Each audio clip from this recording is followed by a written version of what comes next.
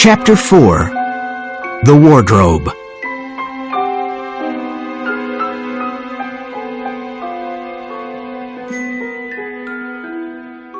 Nick's room was the perfect place to plan things. "Let's find out more about Mr. O'Nell," said Bill. "Where did he live?" "I'll look it up in the phone directory," said Michelle. "Here it is. His address was 1857 Stockton Street. That's behind the port. Let's try and get into his house." "But I'm sure the police already went there," said Nick. "Yeah, but perhaps they didn't examine everything," said Bill. "Let's go there after dark with our flashlights." "When?" asked Nick excitedly. "How about Tuesday after dinner?" said Bill. When the school bell rang at 3:30 p.m. on Tuesday afternoon, Bill, Michelle, and Nick hurried home. They did some homework and met at 7. It was a windy autumn evening. They walked to the old part of town, and Peter O'Nell's house appeared behind some tall trees. It was a white wooden house with a brown roof and a small garden. They were surprised to see his dog sitting outside the door. He recognized Nick from the restaurant and went to him. "Look who's here," said Nick, smiling. "Hi, Rover, what are you doing here?" "He's still looking for his master," said Bill. "He's friendly," said Michelle, stroking him. "Let's go to the back of the house and see if the door is open," said Nick. Rover followed them. The back door was locked, so they opened the kitchen window and climbed in. They stood in the dark kitchen for a moment. Everything was silent.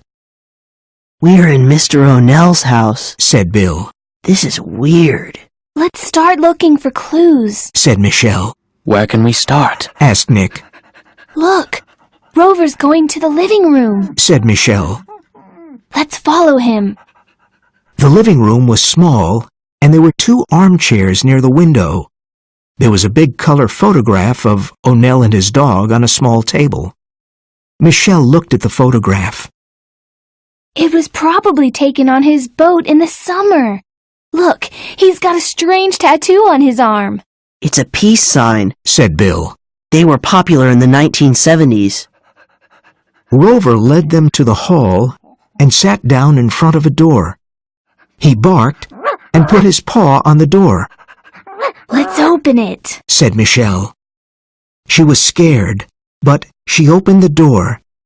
There were stairs that went to the dark basement, and the air was cold.